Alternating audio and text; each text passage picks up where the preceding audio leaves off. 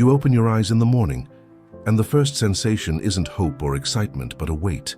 A silent weight settling in your chest before you even remember what you need to do today. You drag yourself through the routine because that's what you do, not because something inside you truly wants to be there. Breakfast happens while you scroll through your phone feed, trying to fill the void with information you'll forget in minutes.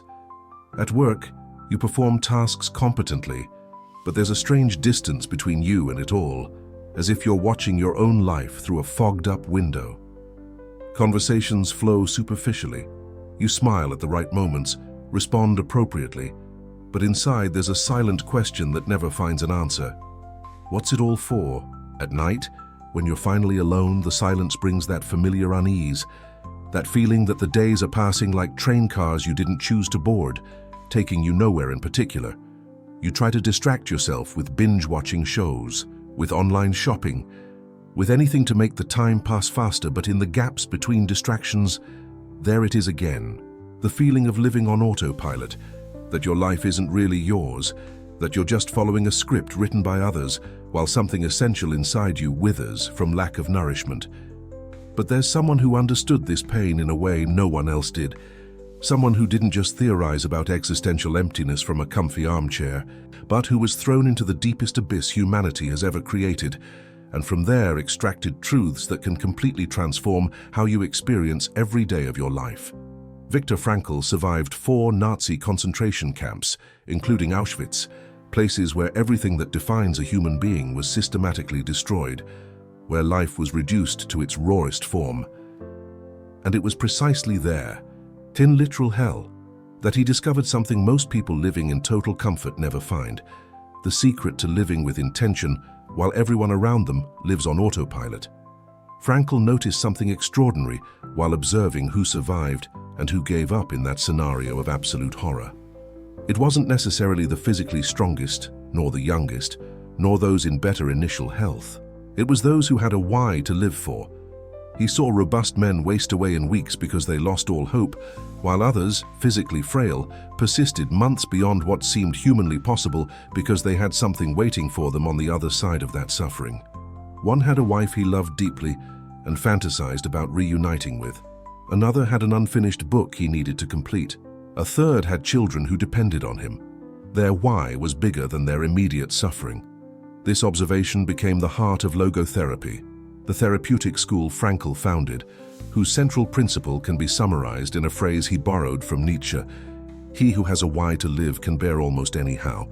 But here's the truly unsettling insight that connects Frankl's experience in the camps to your life today: living in freedom and relative comfort. You might be experiencing a kind of psychological concentration camp you've built yourself, not through external deprivation, but through a lack of internal meaning. Frankl called this the existential vacuum and argued it was the mass neurosis of the 20th century, a condition that has only intensified in the 21st. While Freud believed humans are primarily motivated by the pursuit of pleasure and Adler by the desire for power, Frankl proposed something radically different. What fundamentally drives us is the search for meaning. When this search is frustrated, when we live without a genuine why, we experience a void that no amount of pleasure or power can fill. And here's the part that will probably touch something deep within you. This void is not a sign of weakness. It's not necessarily clinical depression. It's not ingratitude for the life you have. It's simply the natural response of a human being living below their existential capacity, using only a fraction of the full spectrum of human experience. Think about how you're living now. You probably have goals, right? You want to earn more money, climb the career ladder, have a better relationship, lose weight, travel to interesting places. But goals aren't the same as meaning, and this confusion is one of the silent tragedies of modern life. Goals are destinations. They're external, they're achievable, and once achieved, they need to be replaced by new goals or the void returns. Meaning is different. Meaning is the reason you're doing all of it. It's the invisible thread connecting your daily actions to something larger than yourself. It's what makes you wake up with purpose even on difficult days, even when goals seem distant or unattainable. Frankl observed that many people achieve all their goals and still feel empty, because goals without meaning are just temporary distractions from the fundamental void. He treated successful executives who had everything society defines as indicators of a well-lived life, but who came to his office asking, "Is this all there is?" He called these people Sunday patients because it was on Sundays, when the frantic pace of the week stopped and they were alone with themselves, that the void became unbearable. They lived on autopilot during the week, too busy to question, but Sunday brought the truth to light. All that activity wasn't leading anywhere that truly mattered to them. The difference between living on autopilot and living with intention isn't found in the external circumstances of your life, but in how you relate to those circumstances. Frankl made a crucial distinction between what happens to you and what you do with what happens to you. In the concentration camps, everything was taken from him: his freedom, his family, his profession, his physical dignity. Even his name was replaced by a number tattooed on his arm. But he discovered there was one freedom no one could take away: the freedom to choose his attitude in the face of what was happening. Even there, where external choices were virtually non-existent, where each day was a fight for basic survival, he could choose how to interpret his suffering, how to relate to the other prisoners, whether to maintain his moral integrity or abandon it to increase his chances of survival. This inner freedom, which he called the last of human freedoms, is something you possess right now, in this very moment, regardless of what's going on in your life. But how often do you actually exercise it? How often do you consciously choose your attitude instead of simply reacting automatically to events? When something bad happens, do you immediately fall into a pattern of victimhood, anger, or despair? Or do you pause, take a breath, and ask, "What is this situation asking me to be? How can I find meaning, even in this?" Frankl identified three main paths through which we can discover meaning in our lives. And what's extraordinary about these paths is that they are available to anyone, in any circumstance. The first path is through creative work or the accomplishment of deeds. This doesn't necessarily mean creating a work of art or doing something grand that will change the world.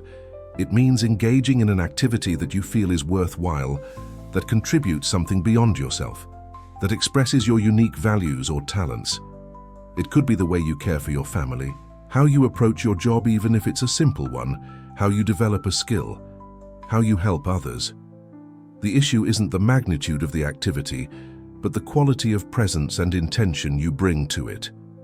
When you are doing something because you have chosen to do it, because it expresses something true about who you are or want to be, you are on the path of meaning-making. The second path is through the experience of something or someone we value.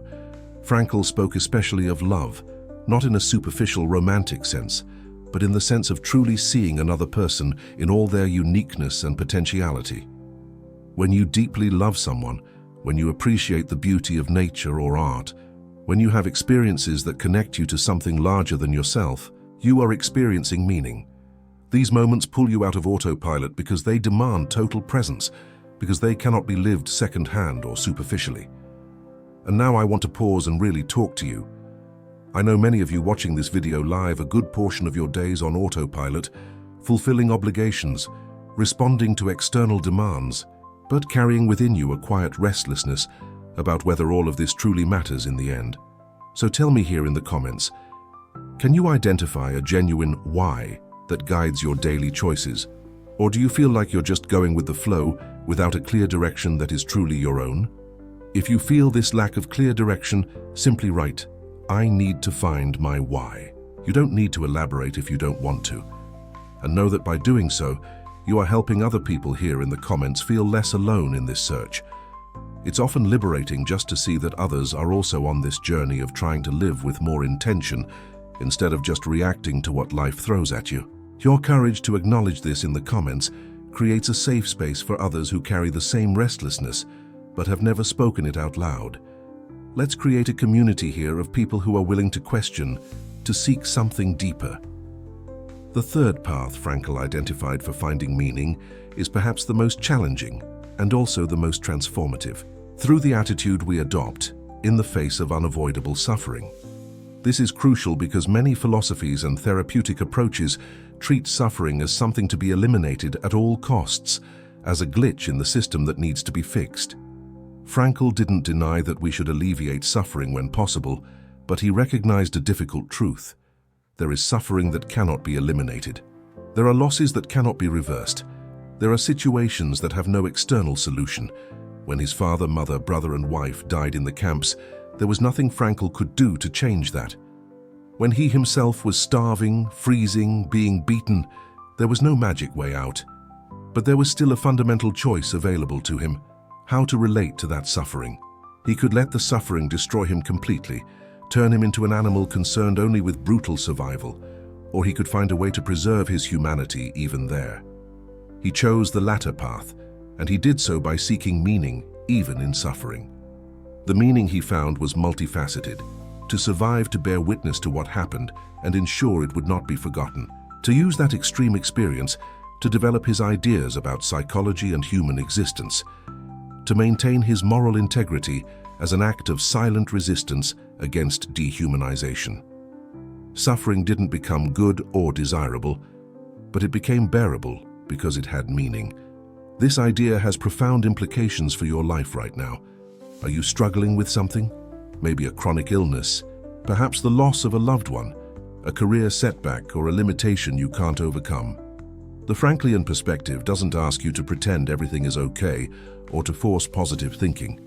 It invites you to ask a different question. Since this suffering is here and can't be immediately eliminated, what is it asking me to become? What qualities do I need to develop to get through this? How can I use this difficult experience to better understand others who suffer? What can I learn about myself through this trial? When you ask these questions, something shifts. The suffering is still difficult, but it's no longer meaningless. And meaningless suffering is unbearable, but suffering that has meaning can be faced with dignity. Frankl tells the story of an elderly doctor who came to his office devastated by the death of his wife 2 years prior. The man couldn't overcome the pain of his loss. Frankl then asked, "What would have happened if you had died first and your wife had survived?" The man replied, "Oh, that would have been terrible for her. She would have suffered so much." Frankl then said, "You see, by surviving her, you spared her that suffering. But now you must pay for it by surviving and mourning her death." The man's suffering didn't disappear, but it gained meaning. It was the price he paid to spare his beloved from having to pay that price. Suddenly, his suffering was no longer a senseless tragedy, but an act of continued love. But here's something that needs to be absolutely clear. Living with intention from the Franklian perspective isn't about imposing an artificial meaning on your life through forced positive thinking or empty affirmations. It's the opposite. It's about discovering the meaning that is already present in the concrete situations of your life, but that you can't see because you're living on autopilot. Frankl used the metaphor of a chess game. There's no single best move that's universally valid. The best move depends entirely on the specific configuration of the board at that moment. Similarly, there's no universal meaning that serves everyone, nor even a permanent meaning for yourself throughout your entire life. Meaning changes as your circumstances change, as you develop, as new situations arise. Your task isn't to invent a meaning, but to discover the meaning that this specific situation, this specific moment, is asking of you. Frankl called this existential responsibility. You are responsible for perceiving and fulfilling the potential meaning of each situation. When you start living this way, when you wake up each morning asking not what you want from life, but what life wants from you today, everything transforms. You get off autopilot because you are now attentive. You are searching, you are listening to what each moment is asking of you. One of the most interesting techniques Frankl developed in logotherapy is called paradoxical intention, and it perfectly illustrates the difference between living on autopilot and living with conscious intention. He observed that many of his patients were trapped in cycles where the fear of something happening made it more likely to happen. For example, a patient with insomnia is so afraid of not being able to sleep that the anxiety about not sleeping keeps them awake, creating a vicious cycle. The automatic approach is to try to force sleep, to strive to sleep, which only increases tension and worsens the insomnia. Paradoxical intention reverses this. Frankl would ask the patient to deliberately try to stay awake for as long as possible. By removing the fear and the struggle, by transforming the symptom into something intentional, the patient was often able to sleep naturally. This works because it breaks the automatic pattern of reaction and introduces conscious choice where there was only anxious reaction before. Another example, patients with stuttering are so afraid of stuttering that the anticipation of the problem creates tension that worsens the stutter. Frankl would instruct them to try to stutter on purpose, and by doing so, they would often find they couldn't stutter when they wanted to, because the automatic pattern had been disrupted. The principle here is profound. When you bring consciousness and intention to something that was happening automatically, you regain power over it. This applies not just to specific symptoms, but to life as a whole. When you're living on autopilot, you're being lived by life, reacting to external stimuli, following internalized scripts that may not even be yours. When you live with intention, you are actively living, choosing, responding instead of reacting. Frankl had another technique called derflection, which is especially relevant to a very modern problem: hyper-reflection, meaning overthinking about oneself. Many people today are so focused on themselves, so concerned with their own happiness, self-fulfillment, personal development, that they paradoxically become unhappy because they are constantly monitoring themselves, judging themselves, comparing themselves. Frankl argued that happiness and self-fulfillment cannot be pursued directly. They are side effects of living a life oriented towards something beyond yourself. The more you focus on being happy, the less happy you become. The more you strive for self-fulfillment, the more empty you feel. The solution isn't to try harder, but to shift the direction of your attention. Instead of asking, how can I be happier? Ask, how can I serve? How can I contribute? What can I give? This shift in focus takes you out of the automatic mode of narcissistic pursuit and puts you into the intentional mode of meaningful living. If these ideas are resonating with you, if you feel like you've finally found someone who understands this quest to live with more meaning, instead of just going through the days on autopilot, I want to invite you to subscribe to this channel. Here, we explore not only Viktor Frankl's thought weekly, but also that of other philosophers and thinkers who offer real tools to transform existential emptiness into a life with purpose. You don't have to take this journey alone. This channel exists to create a space where courageous people willing to question the automatic can find profound insights, practical tools based on logotherapy, and a community of fellow seekers who also refuse to live a superficial life. Click the subscribe button now and join us on this journey of self-discovery and existential responsibility. Together, we'll explore what it means to truly live instead of just exist.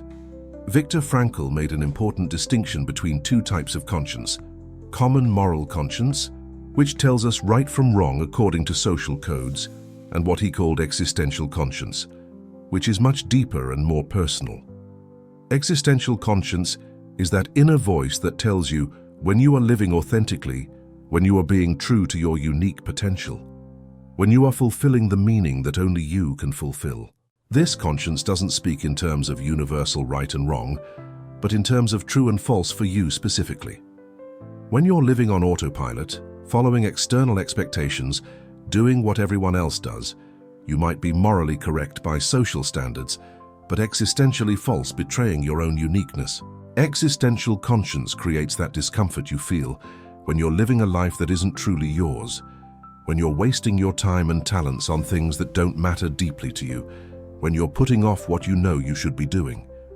This discomfort isn't neurosis, it's the voice of your authenticity trying to wake you up from autopilot. Frankl argued that consistently ignoring this voice leads to what he called noogenic neuroses, disorders that arise not from psychological conflicts as Freud proposed, but from spiritual conflicts, from the clash between the life you're living and the life you know you could live. The question then becomes, how do you hear this voice of existential conscience amidst the constant noise of modern life? How do you discover what is authentically yours instead of what has been programmed into you by family, society, media, culture? Frankl didn't offer a magic formula, but he pointed to something essential. You need to create spaces of silence and reflection where you can truly hear yourself. On autopilot, you're always busy, always distracted, always consuming information or entertainment, always in do mode instead of be mode. Intention requires you to stop regularly, to ask yourself deep questions, to honestly examine if the path you're following is truly your path. This doesn't mean you need to drop everything and make radical changes immediately. Sometimes intention manifests in consciously choosing to continue on the exact same path, but now for reasons clearly understood and embraced, not out of inertia.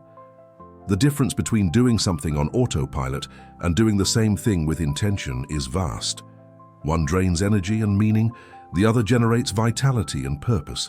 There's a powerful story Frankl told about his days in the camps that perfectly illustrates the difference between living on autopilot and living with intention, even in the most desperate circumstances. Once, he and other prisoners were forced to march for miles in the snow, barefoot to work on a railway line. Guards would beat them if they slowed down. Most of the men walked in a semi-conscious state, just trying to survive the next step, the next minute. But Frankl, as he marched in that brutal cold, began to imagine himself giving a lecture in an elegant conference room in the future, speaking to an audience about the psychology of concentration camps. He transformed that moment of extreme suffering into data for a future contribution, into material to help others understand human nature. That fantasy didn't change the cold, the pain, or the immediate danger, but it completely changed the internal experience of that moment. He wasn't just surviving on autopilot, he was living intentionally even there, connecting that present suffering to a future purpose. This capacity to distance oneself from the immediate situation and place it in a larger context of meaning is what Frankl called self-distancing, one of the uniquely human capacities that sets us apart from animals. An animal caught in suffering is completely absorbed by it. It cannot step out of that experience. A human can, through consciousness, step back and observe even their own suffering, create meaning around it, choose how to relate to it. This brings us to another fundamental human capacity Frankl identified: self-transcendence. While many psychologies focus on self-actualization, on developing the self, on finding yourself, Frankl argued that the true human nature is always to point beyond oneself, to transcend oneself, to find oneself by giving oneself to something or someone. He said that the more you forget yourself by dedicating yourself to one cause or another person, the more human you become, and the more you realize your own potential. This is radically different from modern thinking, which says you must first love yourself before you can love others, that you must first fill yourself up before you can give to others. Frankl reversed this. You fill yourself up precisely in the act of giving yourself away. You find yourself when you stop narcissistically searching for yourself and start genuinely engaging with the world beyond you. People living on autopilot are often caught in a cycle of constant self-focus. How am I feeling? What do I need? What am I missing? How can I improve myself? People living with intention are externally focused. What can I contribute? Who needs me? How can I serve? What difference can I make? And paradoxically, it is the latter who experience more satisfaction, more fulfillment, more meaning. Scene start. Int. Coffee shop. Day. Sunlight streams into a bustling coffee shop. Anna, 30s, sharp, slightly weary, sips her latte, a notebook open before her. Across from her, Mark, 30s, earnest, a little stressed, gestures with his hands. Mark. You know, Frankl had these incredible insights about time, about how our relationship with it tells us if we're just running on autopilot or if we're actually living with intention. He noticed people on autopilot tend to experience time in one of two screwed up ways. Either they're constantly racing, feeling like there's never enough time, living in this perpetual anxiety about the future and regret about the past, or they're just numb, feeling like time's crawling, days dragging by without any real point. Either way, they're not actually here in the moment. Anna nods, taking another sip. Mark, quantity. But when you live with intention, your whole relationship with time shifts. You can actually inhabit the present, because every moment has its own potential meaning waiting to be discovered and acted on. You're not constantly running from the now towards some imagined future where everything will finally be perfect. You get that life is now, that meaning needs to be found today, in this moment, in this situation, not someday when conditions are ideal. It doesn't mean you don't plan for the future or learn from the past, but your vital energy is invested in the present, because that's the only real time you have. He leans forward, a glint in his eye. Mark, Cont D. Frankl had this provocative line, live as if you were to live a second time, and as if you had acted wrongly the first time. This paradoxical instruction forces you to be simultaneously aware of the consequences of your choices and free to choose differently now. It snaps you out of autopilot by injecting conscious urgency into every decision. Anna scribbles a note. Mark, Conti D. Now, one criticism logotherapy sometimes gets is that it's too demanding, that putting the responsibility for finding meaning squarely on an individual's shoulders is too heavy a burden, especially for people already overwhelmed or suffering. But Frankl didn't see it as a burden. He saw it as dignity. He was saying that even when everything is stripped away, even when you're in the worst imaginable situation, you still have something no one can take. Your freedom to choose your attitude, your capacity to find or create meaning. That's not a burden. It's the last bastion of human dignity. It's what keeps you human when external forces are trying to reduce you to an object, a victim, nothing. And for the normal lives most of us lead, this existential responsibility isn't oppressive. It's liberating. It means you're not at the mercy of circumstances. It means your life has value and significance, not despite what happens to you, but through how you respond to what happens. It means you don't have to wait for the world to change for your life to have meaning. You can start right now where you are with what you have. He pauses, taking a breath. Mark, Conti D. So how do you actually make that transition from living on autopilot to living with intention? There's no magic switch, but there are concrete practices you can start immediately. First, develop the habit of pausing before reacting automatically. When something happens, when you feel a strong emotion, when you need to make a decision, create a space between the stimulus and your response. In that space, ask yourself, is this really the response I choose, or just my automatic pattern? Is this choice aligned with what truly matters to me? Second, regularly practice asking not what you want from life, but what life wants from you in this specific moment. Especially when you're feeling confused or lost, flip the question. Instead of, why is this happening to me? Ask, what is this happening for? What can I learn or do with this? Third, identify your habitual distractions, the autopilot mechanisms you use to avoid confronting emptiness or difficult questions. Don't judge yourself for them, but observe them with honesty.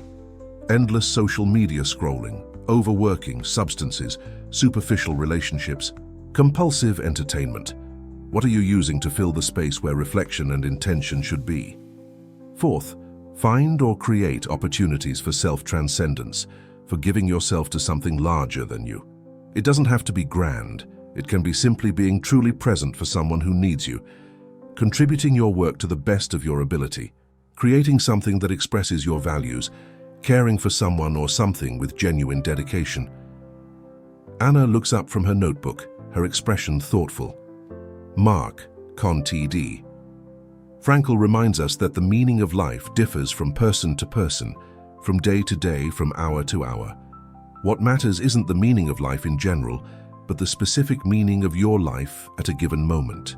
And you discover that meaning not through abstract speculation, but through concrete action, through responding to the specific demands life presents you. Every situation in life represents a question life is asking you, and you answer not with words or meditation, but through responsible action. When you're in doubt about what to do, the question isn't what would make me happiest or what would be easiest, but what is this situation asking of me? What would be the most responsible, authentic response I can give? Sometimes the answer is doing something difficult, confronting a conflict, having a hard conversation, letting go of something that no longer serves you. Sometimes it's persisting when you want to give up, because you recognize a larger responsibility. Sometimes it's resting when you're pushing yourself beyond your limits, because you recognize that self-care is necessary to be able to serve others. Intention gives you internal criteria for these decisions, while autopilot leaves you adrift between contradictory impulses or conflicting external expectations. Scene end. There's something profoundly hopeful in Frankl's vision that stands in stark contrast to much of modern thought, which tends toward nihilism or cynicism. Frankl genuinely believed that life has unconditional meaning. No matter how difficult or seemingly hopeless a situation might appear, there's always a possibility to find meaning within it. He saw this in the depths of the concentration camps, where he witnessed acts of kindness, courage, dignity, and sacrifice that were utterly irrational from a purely survival perspective, but deeply meaningful from an existential one. Men sharing their last crust of bread, comforting others when they themselves were in agony, holding on to their faith or principles when it would have been far easier to let them go. These acts didn't change the external outcome in most cases, but they completely transformed the internal meaning of the experience. They proved that even there, especially there, life demanded something from humans that only humans can give. The choice to remain human when everything conspires to dehumanize you. If meaning can be found there, then surely it can be found in your life right now, regardless of how ordinary or difficult it may seem. You don't need extraordinary circumstances to live a meaningful life. The ordinary, lived with intention and awareness, becomes extraordinary. Finally, let me share one last insight from Frankl that can completely change how you view your own life. He used to say that each person's life is like a unique work of art that only that person can create, and that the true meaning of your existence lies in this uniqueness. You're not here to replicate someone else's life, to achieve some universal standard of success, to follow a template society has laid out. You are here to express and realize the unique possibilities that only you can fulfill, to discover and complete the specific mission your life represents. When you live on autopilot, you're essentially living someone else's life, following scripts that aren't yours. When you live with intention, you're writing your own story, creating your own masterpiece, becoming who you and only you can be. And here's the urgency of it. Time is slipping away. The opportunities of each moment are unique, and once lost, they don't return. Frankl spoke of life's transience not as something depressing, but as something that gives us tremendous responsibility. Every passing moment carries possibilities that if you don't realize them, no one else will, because no one else is in your exact position with your exact capabilities at this exact moment. The past is crystallized. Nothing lived can be undone, but also nothing achieved can be lost. The future is pure possibility, but possibilities that will become impossibilities if you don't seize them while there's still time. So I leave you with one final question to ponder, and I really want you to answer this in the comments below. If you knew you had exactly 1 year left to live, what would change about the way you're living right now? What would you stop doing? What would you start doing? Who would you connect with? What would you create? What conversations would you have? This isn't a morbid question, it's a question of clarity. Because the truth is, we all have limited time, we just don't know how much. And the difference between living on autopilot and living with intention often comes down to living as if we have all the time in the world versus living with an awareness of the precious finitude of each moment. Share your answer in the comments, be honest with yourself, and by doing so, you'll not only bring clarity to your own path, but inspire others to do the same. If this video sparked something in you, if Viktor Frankl's ideas are helping you see your life from a new perspective, please give it a like so more people can find this content. And if you want to keep exploring how to transform existential emptiness into a life of profound purpose, hit that subscribe button and ring the bell, because every week we bring you new philosophical insights that can truly change the way you experience each day of your existence. Remember, while you're living on autopilot, there are people around you living with intention, discovering meaning even in hardship, creating their lives consciously instead of just reacting to what happens. You can choose to join them starting now in this very moment. Life is asking you something. What will you answer?